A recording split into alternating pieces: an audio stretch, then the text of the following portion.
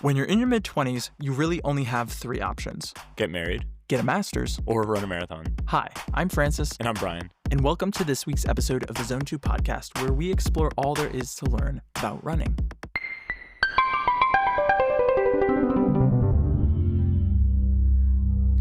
This is just a friendly reminder to all of you listening. If you enjoy this episode, feel free to listen to our other episodes wherever you get your podcasts. Also, feel free to subscribe and rate either on Spotify or Apple Podcasts. It might not seem like a lot, but it really does help and it goes a long way. We also have a Substack that we update every Monday with different things happening in the world of Zone 2, as well as the broader world of running, and that is linked in the show notes. We also have an Instagram and a TikTok. We are at the Zone 2 podcast on both platforms, so follow there for more fun content. That's all for now, so back to the show. Francis, I am still buzzing from last week's interview. And if you haven't listened yet, be sure to check it out when you're done with this one. We always recommend our favorite episodes in the show notes. Be sure to check them out if you're looking for more. Yeah, I would agree. Last week's episode was, the most recent episode is always my favorite. And I'm sure this episode is going to be my favorite once it's released, but definitely listen to last week's episode. Definitely. So last week's episode was with co-founder of Heartbreak Hill Running Company, Dan Fitzgerald. This week, we are joined by another member of the Heartbreak family. So we're super excited to welcome social strategist at Whoop, Heartbreak pacer, retired 400 sprinter, and all-around chill guy, Rafe Gangi. Welcome to the podcast, Rafe. Thank you. I'm happy to be here. So we like to talk about our weeks, talk about what we've been training for and the different runs we've been on and stuff. And we kind of have started introducing our guests and bringing them into that process. So Rafe, how was your week this week? Dude, my week was awesome. With the fourth, had like a very, I would say, vibey run. You know, like a run where you're bopping around, you're stopping, you're getting a coffee, etc. It was super fun, and it's kind of a nice cap off because officially this upcoming week, I am starting my training for CIM, California International Marathon. So this felt like a nice little like cap off to summer before stuff starts to get a little bit harder. So it was nice. Yeah, that's awesome. When is CIM again? CIM is early December. Early December, full 20 week, maybe a little bit longer. Yeah, I try to make like the summer a little bit faster, like have some fun with some speed stuff. And then, dude, I really want to rip it for CIM. So I want to make sure I'm good to go. So I'm extending the training a little bit just to make sure I'm ready for it. Sweet. That's awesome. Yeah, I've heard great things, and this will be marathon number 3 for you too, right? Number 3, yeah. Oh, that's a hat trick in some sports. But hat trick of marathon. But not running. Francis, how about you? How was your week this week?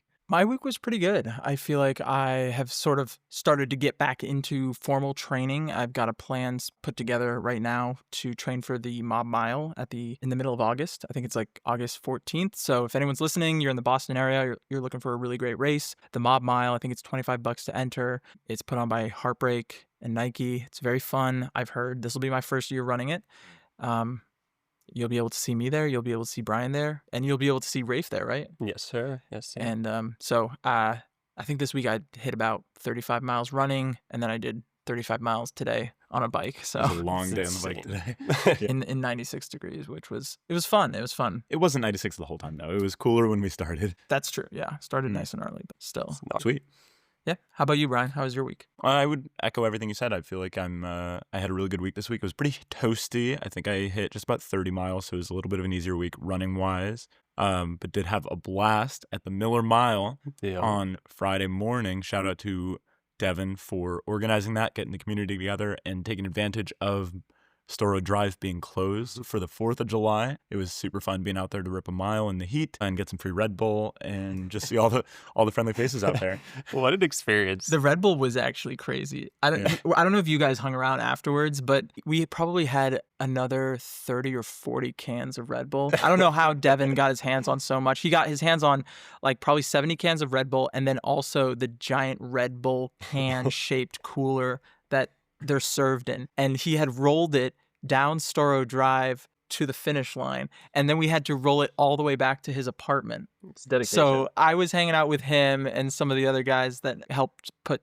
put the race together, and we were just yelling at random people who were walking around on the 4th and just throwing Red Bull across the Harbor Bridge at them. That was my favorite part, was like, so like Devin brought out like that tape for people. And I think there was at one point where we're like, we're not sure if these people ran the Miller Mile or if they're just in this running path. And just the few like random people that came and everyone was cheering as they break tape. All I thought about was just like them going home, writing their Strava caption, just being like, I don't know, like kind of like weird experience. Like someone just brought out tape and people started cheering for me. Like, Well, I remember seeing this thing on Instagram of like a practical joke where you get like a whole group of people together and just go up behind someone who's like running in the park. That sounds sketchy. But you go behind someone who's like running in the park, you get a whole group, and then people come out of nowhere with like the finish line tape, and you have like medals there, Right? and a whole bunch of people running and cheering, and it's like you just stage a race finish. And it's funny kind of seeing the like initial confusion and then the joy on the people's face when they realize that they're being pranked. I feel like is who doesn't want to break tape? Who does? Feels great. I didn't actually. They forgot to put the tape back up when I ran through, so I was a little not offended, but I feel like it was a missed opportunity. I should have been faster, I guess. I just broke tape. They got it up just in time. Nice, cool. I was you never know until you see it, because I think I was always under the impression that, you know, you actually break the tape. And I think it was for when we did the time trials for Heartbreak, I was holding one side of it and I was like, this dude's gonna fall over this. Like, this thing is so strong. They're like, no, you just like drop it. I was like, oh, I thought he's like actually has to break it, like rip it. The final trial of the race, you have to cut through a piece of like really strong plastic. He's like, I didn't get through that time. I got to go through again. Right? He's like, do it just. And then all the runners start piling up until the tape finally breaks. Yeah. That sounds good. It actually ends up just being a tug of war for whoever's holding the tape. Whoever's strongest at the end wins. Right? Sweet. Well, it sounds like everyone had a great week in the heat. Shout out to Devin again for the Miller Mile. Shout out. Rafe, let's take a step back then and start from the beginning. Could you just tell us a little bit about your background? Yeah, for sure. So it's funny because like when I was a little kid, my nickname was always Rabbit because I was always just running around. But I never really found the sport until I was in high school. I always remember someone encouraged me to go to a cross country practice. I showed up in a pair of Jordan 4s. The coach said to me, you can't run in those, so you got to change your shoes or I don't know what you're going to do. So I was like, okay. So I quit the team after one practice. And then a few months later, one of my friends that was on the track team as a sprinter pretty much was talking smack to me of how fast he was. And I said to him, I was like, I'll join the track team just to beat you in a race. And he's like, okay, do it. So I joined the track team and I ended up just like falling in love with the sport. So it was my senior year of high school. I fell in love with it. Wish I started it sooner. I went to college. I walked on to my track team as a 400-meter sprinter. Eventually made my way to be a captain there of the team and get on scholarship, which was pretty awesome. I got hurt my senior year of college. I pulled my hamstring. And I just never wanted to run again after that. It was just like it was a really sad cap off to something that was so meaningful to me with running. It just, it was always like a beautiful escape for me. So it felt like I left it in a really crappy note. So it took a few years, but eventually I came up to Boston for work at the time because I'm from Connecticut. I watched the marathon. I actually was telling a story for my company at the time about a cancer doctor who this was like his 26th marathon, and he runs on behalf of different patients he has. And I watched the moment at mile 20 when he saw that patient and they embraced, and I just started crying watching it because it was like one of the most beautiful moments. And I called my wife at the time and I said, like, I have to do this race one day. Like, it just inspired me. And then ever since then, I have somehow gone from running a quarter of a mile to I've ran 2 marathons now. I got involved with Heartbreak. I'm a pacer now. And dude, I love everything about the sport and the community. And it's just become like a part of my identity and really something I cherish. I think it's interesting too to have I guess a falling out with running, so to speak, and then finding it again. I think there are a lot of people who run in college, and maybe by virtue of the way that a lot of the college running is set up, it's very intense, that when they finish, they feel like they need to kind of take a step back, or they feel like they can no longer enjoy the sport that they started to love in high school. And I think it's really nice to have moments like a Boston Marathon or, you know, a track and field event that you go to, and you kind of have that realization of, oh, this is so much bigger than just college or just the practices that I was doing, and I can still do it and I can still enjoy it. Yeah, and the relationship with it could be different too. I mean, and that's hard to hear that the end of your college running career was so challenging, and it probably felt unfinished, not being able to run through the end of the year. But then taking that time and taking a step back and then returning to the sport with maybe a new outlook and sounds like new goals as well is really refreshing. And it almost sounds like you kind of had the opportunity to fall in love with running all over again, which... Dude, I full on did. I think it's, and for anyone that's an athlete, whether it's high school or college, I think a lot of people know you leave a sport and there's a little bit of a void that sits inside of you afterwards because it's something day in and day out you put so much effort and energy into. And I don't think a job will ever fulfill that same hole, nor will, doing an intramural sport, at least for me personally, it didn't. So when I went back to running and I ended up actually through some of the events they host in Boston doing the Battle Roads Mile, it was my first time on a track since I got hurt. And I remember crying before the race because a track to me, it was just, there was so much nostalgia and symbolism in it that I was just this is so fucking cool that I get to be back here and do this again. Because I never thought in my life I would ever run or race or compete on a track or anywhere else ever again.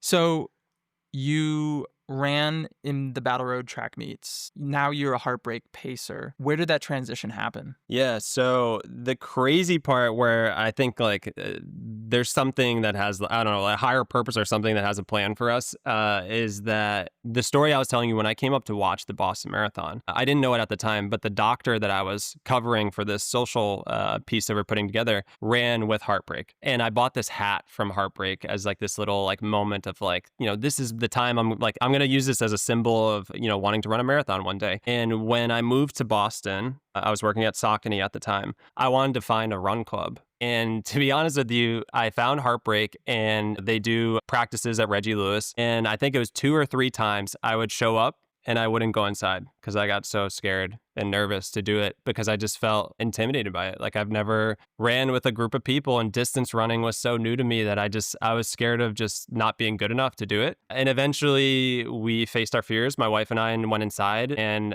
since then, I just fell in love with it. So I've been running with Heartbreak for about 2 years. And it was maybe 6 months ago, Coach Dan reached out to me because, a pacer at the time got injured and he needed someone to step in. And I was absolutely. And since then, it's made me love it even more.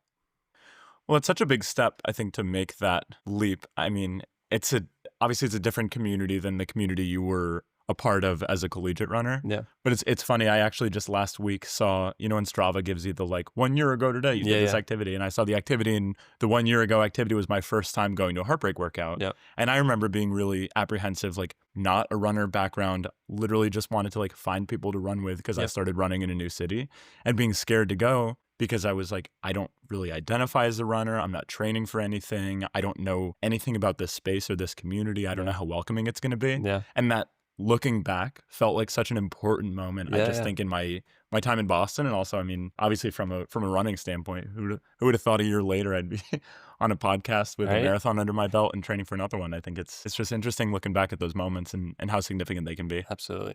I wonder what it is about structured running, like a run club or the track workouts that Heartbreak has, that are intimidating. Do you think it's just that people have this idea that everyone is at a much, much higher level? Or is it just maybe a fear of the unknown that is what keeps people from doing it in the first place? Well, I don't know about you guys, but I think a lot of people who even have any experience with running treat it as something that's very a solitude, doing it alone. And I think there's a level, which I think is like a human factor of just being a fear of being judged or criticized by wherever you're at. So I'm sure maybe you guys have had the same experience of from coming from a background of being super intimidated by it. Anyone that I try to recommend Heartbreak or a run club to that says I don't know, I'm not a runner. I always say, I'm just try it once, go in with no pressure, just try it. And I have a feeling you're going to love it, but just give yourself a shot. That's what you at least deserve to do, right? Otherwise you live with some regret of never even giving it a chance. And the thing with Heartbreak too, I think that I really want to hammer home based on my experience is this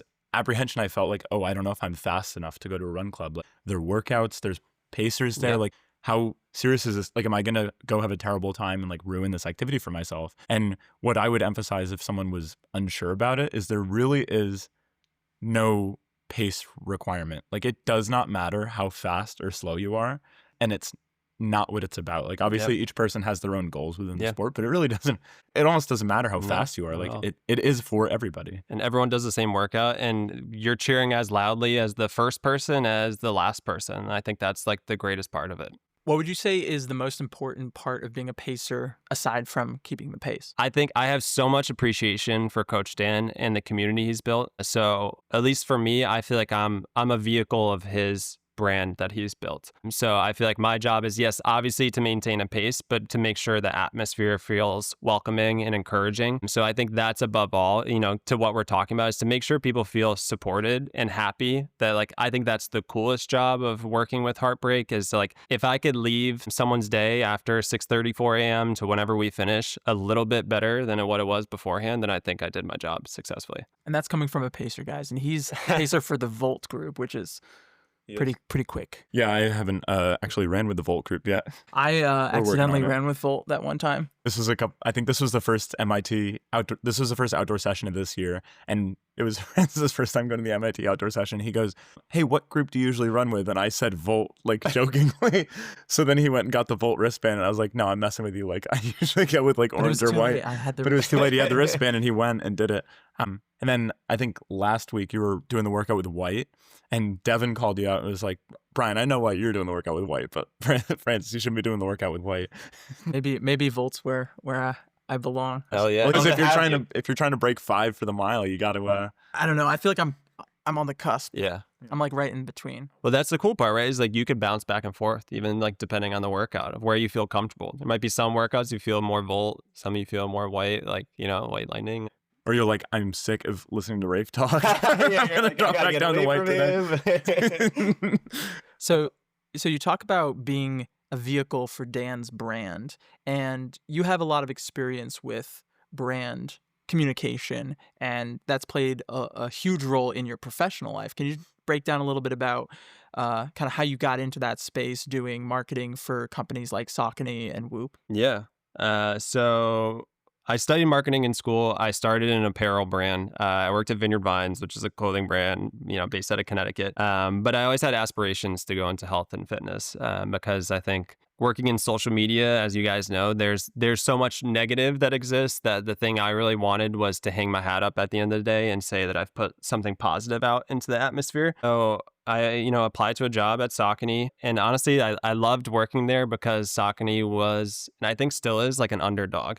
And I like working for the underdogs. Like that eventually when I transitioned to Whoop, like I feel the same way that like there's the big Apple Watches and all these brands, but like I like working for the ones that are just like really hungry and nimble and want to build market share, and like, you have more freedom to do things on social and to grow. That's where I feel like I work best, where like brands are willing to take some risks and have some fun. So I love it. I loved both places. They're both very different, but like I love being in the health and fitness space. So looking back, I'm curious, from your experience at Saucony, what was it like working in that capacity? I mean, I know you worked with launches of specific shoes. Kind of what did your role look like there, and what do you kind of miss about it? The thing I miss is that, again, we just were so hungry to do anything. Saucony had never worked with an influencer prior to me being there. I was the first person to ever work with a creator on behalf of the brand. Because I think, as we all know, like there's some aspects of Saucony, maybe even today, that are like a little dated, right? It's a historical brand with a lot of history to it. So doing new things and finding ambassadors and spokespeople and people to tell our brand story was like a really fun mission. And then, I came around the time when they were launching the Endorphin Elite, which was their first really big super shoe. And again, like there's the Alpha Flies and all of these big brands out there, but like we wanted to make a dent in the market. And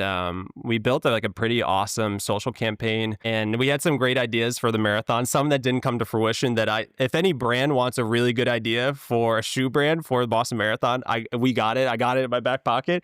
But honestly, I think we're listening. You're gonna spill the beans now. Yeah, we actually we're planning to launch the Zone 2 podcast marathon shoe. So it's really mediocre. It's a very mediocre shoe. Yeah. But I think if I remember correctly, I think like the Endorphin Elite was like a top 3 shoe worn at the Boston Marathon on launch year. And like, how big that is for runners, that like it's scary to try a new shoe, especially when it launches so quick or so close to your race date. So for us to be like number 3 on there was like, hey, like we built some buzz and did something good. Yeah, I remember the the Elite caught my eye just because of the super unique profile that it has with the exposed carbon plate and the kind of like split midfoot and heel. And then I remember seeing the announcement that the Elite V2 was coming out, and like the mesh upper of that was like super interesting as well. So you talk about making a campaign for the Endorphin Elite for the Boston Marathon and it being like Grand Slam success, placing that shoe on the top 3 for the Boston Marathon. What goes into creating a successful social media campaign? Yeah, I think there's probably a lot of people that still think social media is just posting a photo on the internet or a video. But I think it takes a lot more of an all-encompassing, like omni-channel approach and something that's different to really be successful. So I think what our silver bullet is that through social, we said to people like, hey, are you running Boston? If you're running Boston, send us your bib number so we know it's legit. We will kit you out. We will give you a pair of Endorphin Elites. We'll give you a top and bottom, and we want you to rip this race and talk about how awesome the shoe was. So we got a bunch of people that were really interested in trying the shoe, right? And a lot of people that like had badass times and PRs on a really tough course. And I think it's one thing for a brand to say, hey, try our new shoe. It's a whole other one when you have runners that actually wore it and that are saying, hey, you need to try this new shoe, Yeah, I mean, it's coming from like, obviously you're giving these people swag, like you're giving them stuff to wear, but they're not paid Saucony employees. Like you're hearing it from consumers, not from some ambassador that's like on the payroll or getting stuff consistently sent to them. Like they're not being told to say those things. No. And like you think about aspects of like one thing I loved is like we bought their photos afterwards. We gave them their photos, said, hey, we bought your photos in your kit. And like we used them on social and said, hey, here's some of the cool stories from people that ran Boston. Here's a photo of them and here's their little testimonial about how they liked the shoe. And it worked. I feel like it's those little things that you don't really think about. Like, I remember when we had Russell on and he gave us shoes. He gave us Vomeros. Very kindly. Very kindly. He had a handwritten note in there. Yeah. And like, was this when he sent you when he sent us the dirty, the used, well, he the used demo shoes? He sent us 2 pairs of shoes. He sent us the demo shoes, which he did ask for back. Yep. And then he sent us brand new shoes. He and did. both times we got 2 handwritten notes from Russell. But for sure, that's like, how do you differentiate yourself as a brand? It's those small little things that really mean a lot. It's the Russells of the world. Shout out Russell Wells. We know you're listening. We actually know you're listening. So moving on then from your time at Saucony. So right now you do social media marketing for Whoop. How did that transition come about? And what do you think the main shift was from working for a shoe and apparel company to now working in the heart rate monitor space? Honestly, it came about just because, Saucony had some relocation they were doing and I needed a new job and I had to find one pretty quick. And I've been a member of Whoop since 2021 and I only started working there in late 23. So I was like, oh my gosh, this would be awesome to work here. I love the ability to mix passion with my profession. And I got the job and it's just been so fun. It's so different being in the wearable space and tech space. There's a lot more nuances and intricacies that you won't experience working with apparel or footwear. Like to the example of launching Whoop 5.0 and MG, there's clearances we have to have with like the FDA because there's certain aspects of our product that are for medical use, right? And so there's certain like ways you have to speak about something. And I think also the value of it is a little bit more important, I think, than I think shoes are obviously awesome, but we're talking about a fitness tracker that can detect a fibrillation for someone or really be the motivation of someone finding, potential like issues with their sleeping or like there's a lot more serious matters to talk about. So I think the fun part working at Whoop that's been different than other parts of my career is that there's a really fine balance to find between educating people and entertaining them. And we have to hit both, right? To stay relevant on social. So it's a fun like juggling act to kind of find how you do both of those. I think that's super interesting. And Whoop is such a data heavy product. It will tell you so much about every aspect of your life. Like I remember when I had mine, it was I would wake up every morning and it would give me a list of questions. And it was like pretty basic yes or no questions. You just kind of select yes or no. But it was like, did you have your vitamin B supplements? Were you on your phone last night before you went to bed? Like, did you work out? Did you drink enough water? Like, how much water did you drink? Did you have alcohol and stuff? And then every month you get this curated email, your monthly performance assessment, your MPA, which is a breakdown of how you did that month in terms of all your metrics, your sleep, your stress, your strain, and then it tells you what it believes have caused those different values. So if your sleep is really bad, it might be like, oh, well, you said you drank alcohol these days. You had subsequent bad sleep on those nights. Drinking alcohol has a negative effect, and it'll give you like a quantity. Yeah. Alcohol, it turns out, not the best thing for humans. You're telling me I shouldn't be poisoning myself? It is crazy though. Like a lot of people, it's a really eye-opening moment of like, everyone knows like, drinking occasionally can be like not the best for you, but like you see the margin of how much. That I think something that makes Whoop cool is like, there's a lot of wearables that tell you what you did. Like, hey, Apple Watch, you just ran 3 miles, whatever it is. But like Whoop tells you what to do next. And I think that's big because that's the aspect where a lot of people need the coaching and don't really know what to do or how to improve. Have you taken the AI stuff even further? Because I remember right when I switched, and the reason I switched was I think I was looking for something that was more like running focused, and Whoop is definitely more of like a recovery type of thing. And just based on my budget, I didn't have the money to pay for two for a fitness subscription. Wearables. Yeah, but I was like, I really liked the sort of AI coach that they had because you could ask it questions, and then based on your metrics, it would answer those questions. So it'd be like, oh, like you did this workout last week. That's probably why, like, maybe you're not feeling so great or something like that. Yeah, I think it's huge. Like, it's like ChatGPT on steroids because it knows you and your body, and it's helpful for people to have a conversation with. We call it Whoop Coach to just really understand like, how do I get better? I think of like, if you get Whoop, there's probably some degree where you have some aspirations of improving in some area. And like, that's where I think you have something on your fingertips or on your wrist, right? But like with an AI coach that could actually say like, hey, like here's what's been working and what hasn't, or maybe where to focus or where not to. And like, that's super powerful for people in many different ways. And it's cool having that data and then also having a feedback for it. But something that I guess I'm interested in is I feel like I saw a little bit on Instagram this week about Runna, which was recently acquired by Strava, and how Runna is...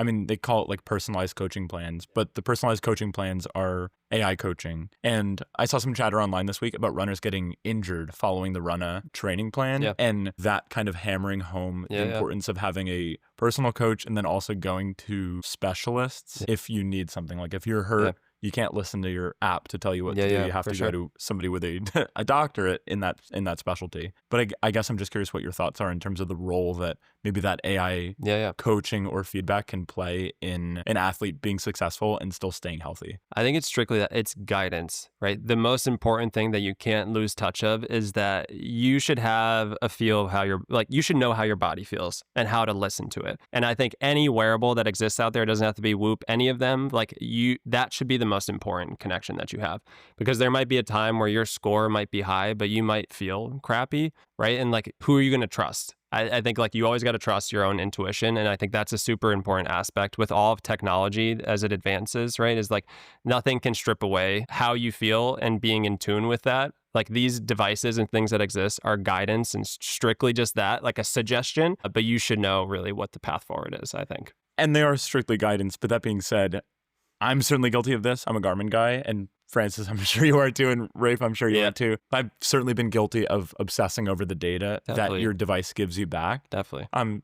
So sort of expanding on that a little bit further, what role do you think that wearable monitors like your Whoops, your Garmins, your Coroses should play in somebody's day-to-day life? Like at one point, is your obsession on the data, does that go from being a helpful tool and a guide to being unhealthy? I think me personally, I'm someone who looks at it and likes the wearables in like a longer term viewpoint. I think day to day, it could be a little bit tough because I'm totally guilty of it as well. It's like, like whatever Garmin tells you had an unproductive run or whatever it is, you get in your head about it. But I think it's like long-term progress, like to see things on Whoop or some of these other things that like, even probably for you guys, like training for your first marathon, to see where your metrics were at when you started versus like when you finished. Like that's the cool thing, to see that progress. And that's where I think these wearables are validation that you've done well and trained hard. I think there's obviously a level of like when you obsess on the daily, I think it could become unhealthy, the relationship you have with it. So I've tried to view things at like a weekly, monthly viewpoint because I find it more efficient and effective for me. That's super valid. And I mean, I know personally from my experience with Garmin, I'll do like a speed workout, and then I'm looking through my watch after the workout, and it's like, oh, your VO2 max went down. I'm like, awesome, great, thanks for this rewarding feedback. I really feel great about myself. Your value as a human being went down because you should base it off of your VO2 max. There's no other metric. There's no other metric. Yeah. No, I agree. 100% agree. Yeah, no, that's super interesting, and I agree. And it's so easy to get sucked into that though in the day to day. Like 100%. Garmin gives me the sleep score, and I'll look at that in the morning and be like, I had a crappy night's sleep. Guess I'm gonna have a terrible day today. But in reality, it's like I feel fine. You gotta take it all with a grain of salt. That's a good sentiment. It's the long term, not the day to day. I also think the nice thing about Whoop is that because there's no screen, it's kind of just a fly on the wall, and you're doing the workout. Yeah, you can look at the stats afterwards, but like, you're not stressing out in your head in the moment. Like I remember we went on that run that one time, Brian, yeah, I and remember I was this. looking at my heart rate the entire time, and I was sure. like, I'm having a terrible time. I look at my watch, and I was like, my heart rate's too high. This sucks. I was not properly fueled. There were a number of reasons why it was not a good run, but I think seeing the metrics in real time was like really stressing me out. And I think obviously the nice thing about Whoop, no screen, you don't have to worry about that. You just kind of get a little report afterwards. No screens attached.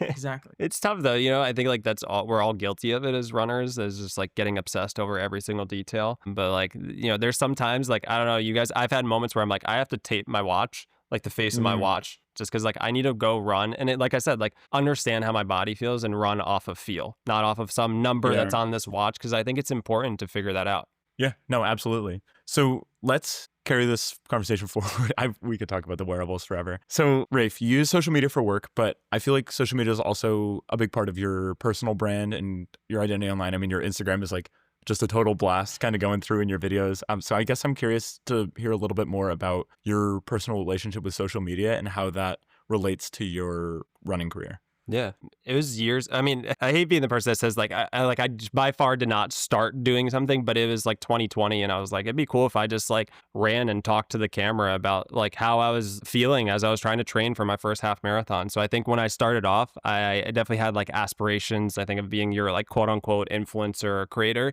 And there's no knock to anyone that does that. I think what I look at now is I just try to make sure that like what I publish or put out is helpful or is telling a story that's true to me. Because I think the toughest part with social is like trying to find something that hasn't already been talked about by someone else. And I think really the way to find that is to tell your story, because we all have different perspectives. So now like I just try to have fun with it, but also try to help people that like I have this own like internal kind of like motto that running is bigger than just running. And I really like, I love the connection from like a mental health standpoint. And I think it's something that's touched on, but maybe not enough in the running space, especially online. So I do my best to try to be different with what I put out and try to give people a different perspective for those who are maybe interested in getting into running, but want to look at it from a different aspect than just physically moving your body.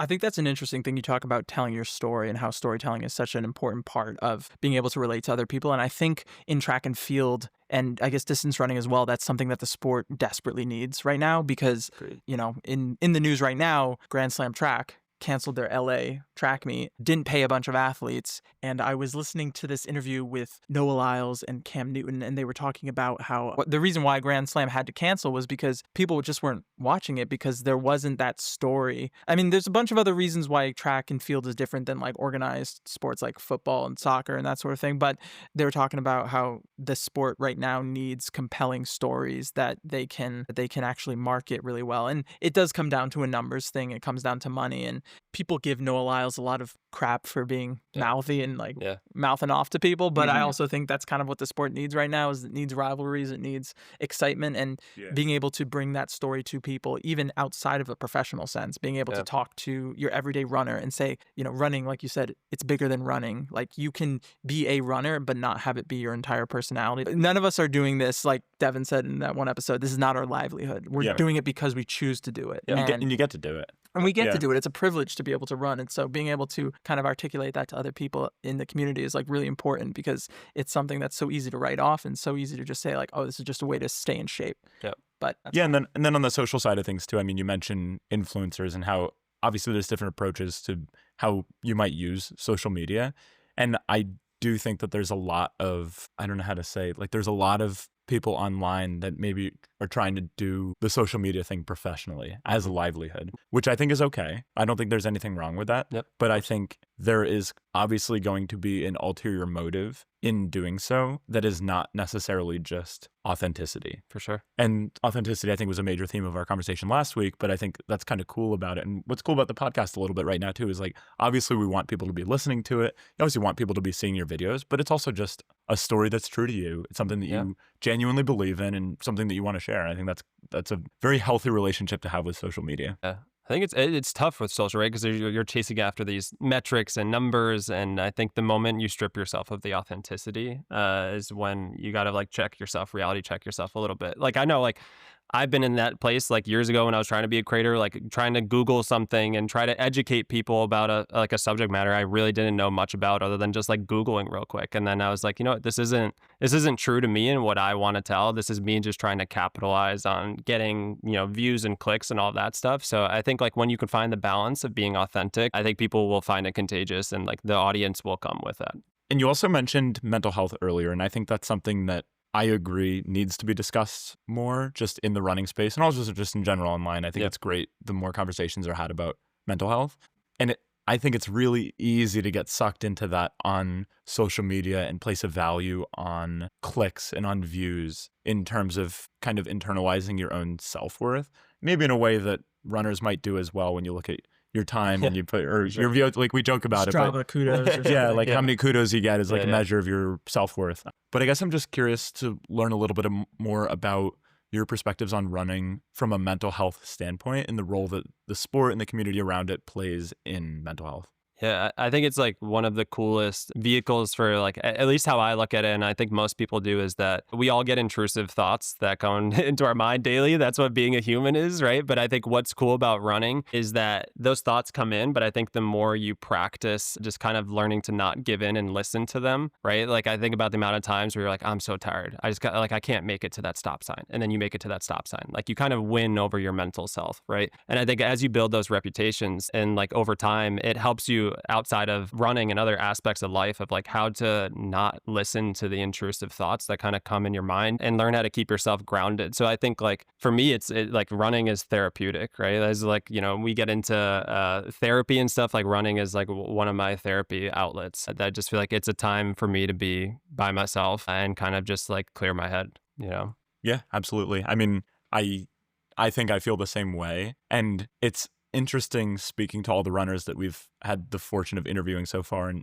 everybody does have a different relationship with the sport and runs in different capacities, and that's true. But I think a common theme is how everybody uses it meditatively and the mental benefits of going for your run and just having that forced me time or that forced us time. Like if you go run with your wife or if you go run with your best friends, or you go to Heartbreak and you're with your people, and that's your forced time every week where you're not catastrophizing and you're not getting sucked into all the political nonsense or whatever that's swirling around in all our minds all day. Yeah. And it's really nice to have that. It really is a space. It's a moving space, but it's a space to think and to meditate and to heal.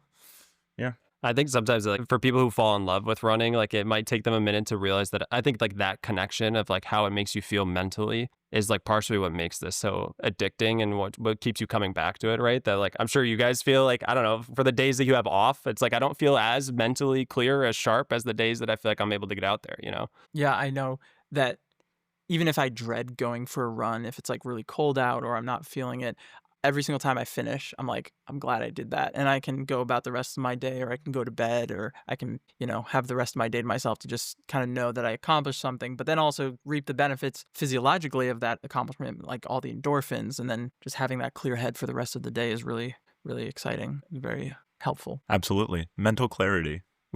You can't put a price on it.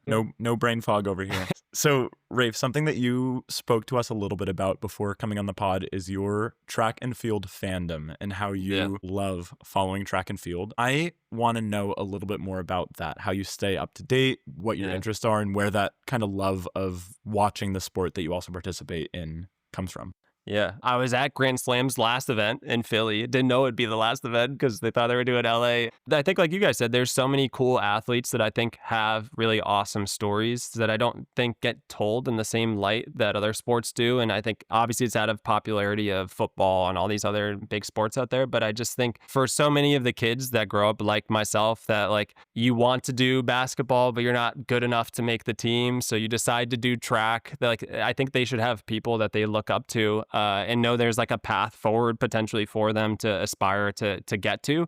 So I just like have this love to try to, I want the sport to grow so badly. And that's why I was so excited about Grand Slam and hopefully trying to remain optimistic maybe of the future of it. We'll see. Next year, right? But it's a really tough sport to watch. Right? Like in terms of like, there's not easy ways to view it. It's not like you just turn on your TV and it's on a channel and you tune into it. It's really the Olympics is when we watch it, and then it trickles down and no one sees it after that. So I would love to see at some point the sport just gain some more popularity. And I think like there's so many cool stories to be told and so many amazing athletes that deserve more limelight than they get right now. If anyone needs more convincing to watch track and field on TV, let me just say this. So you have like the World Series of baseball, you have the world champions in football, like you have world championships in basketball. Those are all world championships, but they are only confined to the United States. You're not competing in the world. Whereas with track and field, you are actually going up against runners from across the world. It is a truly international event, no matter what. Like all of these, or for the most part, a lot of these meets are international. So when you have someone who has a title of world champion, they truly do have a title of world champion and haven't just competed against, the other 50 states in the US or something like that. So it is a much wider pool. Yeah. And that's something I feel about soccer too. I'm a huge soccer fan, and something that I have loved about soccer as a sport is I can wear I'm a big Liverpool fan. Very difficult week for Liverpool fans out there. But something that I've loved about being a soccer fan and a Liverpool fan specifically is when I've traveled internationally, I can go to a country, like when I was in Tanzania, I had my Liverpool jersey on. I don't speak Swahili, and people on the street would see it and be like, Mo Salah, and they go nuts. And I think it's amazing to have a sport that is such a connector of people. And that's a little bit silly when you think about, the Super Bowl world champion. It's like, no, like the world is so big and we're so small. What would be some things that you would say we should keep our eyes open for in terms of like rivalries, events, things happening in the track and field world that could be exciting for people to watch? Yeah, I mean, you have the World Championships coming up, which is always super entertaining. And I think there's so many good athletes. I am a Noah Lyles fan, whether I'm the minority or majority of that. I think he's awesome and has real potential. But there's also like, there's like 19-year-olds that are beating Usain Bolt's old times right now when he was a junior, or Sydney McLaughlin, who's like breaking a world record every single time she touches the track. I just think there's so many great sprint stories. And then, on the distance side, like, I don't know, I love Yared Nuguse. I'm a huge Nuguse fan. And I just think there's so many like little rivalries that are formatting, which I think is what Grand Slam was trying to tap into a little bit. I don't know if they got lost in the sauce a little bit or if they really hit on it, but I think rivalries are kind of what makes story compelling. Like something I think about, like, as we were talking about AI and all this stuff, like sports have existed forever and they're always going to exist because I think people are innately interested in human competing and like putting themselves out there and seeing emotion as someone wins or loses. So I don't think people will ever lose interest in that. I just think the sport needs to find ways to tell the stories in a better manner. Are you going to watch the enhanced games? What is that? So it's basically similar to the Olympics, except they encourage the athletes to be on steroids. Really? Yeah, I've heard about going to be that. Sounds awesome. So interesting. I feel like no, I probably would not. Right? Like I don't know. That just seems wrong. But like I'm also low key a little bit intrigued to see. Like, do you want to see someone smash Michael Phelps' butterfly 50-meter record or something like that? Because like I bet do it. Someone on steroids couldn't do it. You don't think so? I don't think. No, I'll show you a video after this. This guy looks insane. He is like yoked. Anyway, it's interesting, right? People like Ashton Hall's yoked. There's not a. That's true, but he can't beat Aisho Speed. I mean, that's a rivalry right there. Do you think Aisho Speed is going to go pro? Dude, I honestly think if you gave him proper training for 4 years, I don't know if he can make it to the Olympics, but I think he can be in a heat in the Olympic trials and not get smoked. See, running is becoming boxing a little bit where it's like, XYZ celebrity is going to be fighting this influencer. Yeah, I know. With all the like the Tyreek Hill racing, Noah's brother, stuff like that. But that's kind of fun a little bit. Yeah. And that's what the sport needs. I It needs totally the rivalry. agree. Like, get these stories going. Let's see it. Like, whatever brings the eyeballs in, let's do it. Well, I told you my friend Una from UVM, who's engaged now to my friend Gordon, shout out. Una went to high school with no Lyles. So We might I feel like we got to get So you got the no connection. guarantees. Yeah, we got the connect. I think we got to make His it. We got to time get might big be- enough. He's probably a busy dude. I feel with Noah that, like, I think he puts on this big facade. I think, at least my interpretation, in hopes to grow the sport. Is it fabricated? I think it is, because I've actually seen the moments, like watching him when he runs at the Grand Prix and at New Balance. Like, he's a good guy. Like, he'll sign all the all the shoes for little kids afterwards. Like, I think he comes across very egotistical and boastful to try to grow the sport. But I think he's actually a good person. But I think he's like forcing himself to have this public image to try to bring more notoriety in. I think that makes him often very hated and sometimes deservingly so. But at least he's trying to grow the sport is what I would give him his flowers for. He's very marketable. Yeah. He is marketable. And we'll market you on the pod, Noah Lyles. Come on. Yeah. Get on here. Have you gotten a chance to go to the Heartbreak LA store? I have not. I would love to, though. Because that's all sprinting things. Yeah, which I love. I Yeah. think that's so That's damn really cool. cool. That's super cool. I feel like we could talk about this stuff forever. Should we talk about gear? You want to talk about shoes? We're Yeah, talking about let's do it. wearables. Other than wearables, as their island running gear, what's something that you cannot go on your run without? Dude, the Adidas Evo SLs have me in a chokehold. You got me in a chokehold. I'm Really sensing do. the theme. Tommy Hinojosa would disagree. Yeah, episode 7. Honestly, okay, like I love them because I think there's like so much versatility in that shoe that, like, I don't know. I haven't found as many shoes, me personally, where like I feel like I could feel fast in them, but could also go easy in them. That, like, I like the range of them. That, to me, if I was, again, off of my own personal experience, like recommending a shoe to someone who wants to just do it all in, who doesn't want to spend a lot of money, it's pretty cheap, the Evo SL for the most part, in comparison to other shoes. And like, I think it could do a lot of stuff. So I'm like, if you give me a pair of Evo SLs and like some Heartbreak gear, like I'm happy on a desert island with that for the entire time. Yeah, there you go. No food. No food. I don't even need gels. I'll eat the fish. Yeah. There you go.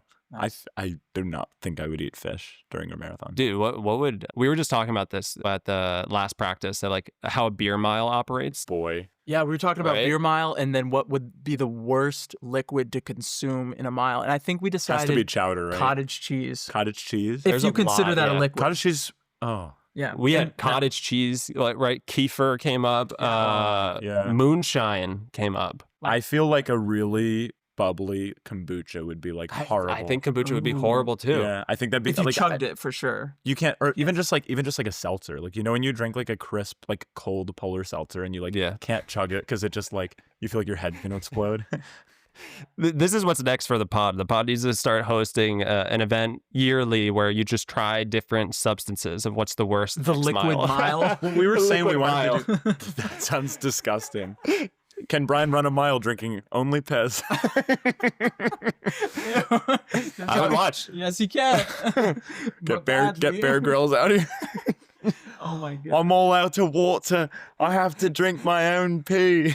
Bear, we've got water right here. You don't have to do that. Probably just yellow Gatorade. Yeah. Seriously. But seriously, I think the crowd would be enticed in that. The community would be. I would watch, People who participate, for sure. right? I hope so. Or a hot dog mile. And after seeing Joey Chestnut, that made me sick. Watching that man eat 70 hot dogs is absolutely disgusting. Hey, I don't care how, this is you listening. I don't care how fast you run. That man is an athlete. That is peak athletic form. I don't care what your VO2 max is. You got nothing on Joey Chestnut. Dude. And I'm gonna take that to the grave. I didn't realize that was my first time really watching it and seeing how like soaked those buns are as he's. It was the water dripping down his arm was like legit making me nauseous. No, But he is an athlete, I guess. Should we do that? The wet bun mile? Yeah. I think people would chafe pretty aggressively. It rolls off the tongue. Wet bun mile just sounds. Yeah, I really. People would come just to watch, just for the intrigue of what a wet bun mile is. Yeah, just like, what is this event? It's lost in translation. We get like a bunch of very interesting personalities there. Ooh, maybe not. Hey, or it would be the hottest event of the Boston There's Run community only this one way to summer. find out. Could it be be there for hotter the than wet- the Miller Mile? I don't know if anything Ooh. could be hotter than the mile. If we got Dev to market it for us, I think it could have some legs. We want Dev out there marketing the wet bun mile. Miller Mile 2026. Get your wet buns at the finish line.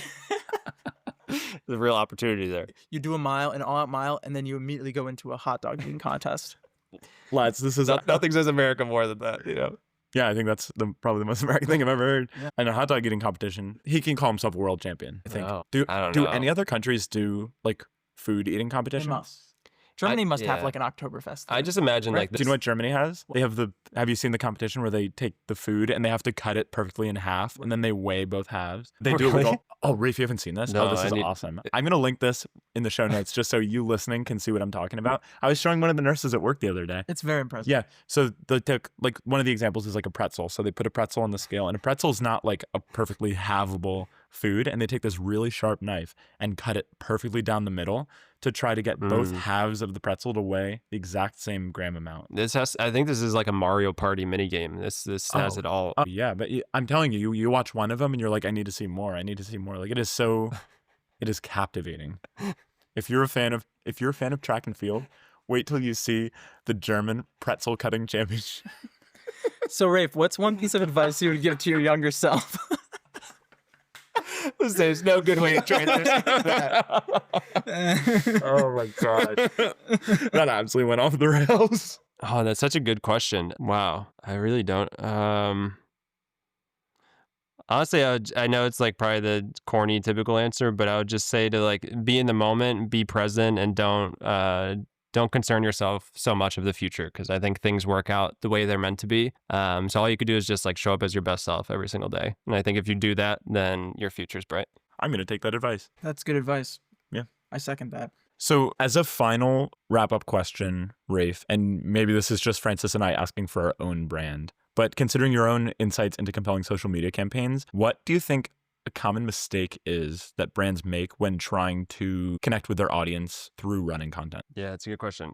I think losing touch of who the audience is. I think there's a lot of pages, from personal pages to professional brands, that don't hold much of an identity. Like, I think like what I'd try to do, or, you know, for the brands I've worked for, is that like if you cover your thumb over the name, does this show up as us? This is Whoop, or this is Saucony, because this ladders back up to the overarching mission statement and goal we have for our profile and for the different mediums we talk through. I think like without that being established, which I don't think it often is for a lot of brands, it becomes a hodgepodge of random content that's not hitting home one message that's really true to what your audience needs. So I think just like go back to the basics if that doesn't exist and define what that is. And then that gives you a clear path forward, because I think the easiest way to have any creative burnout in this world is to be chasing after something that you don't know what that something is.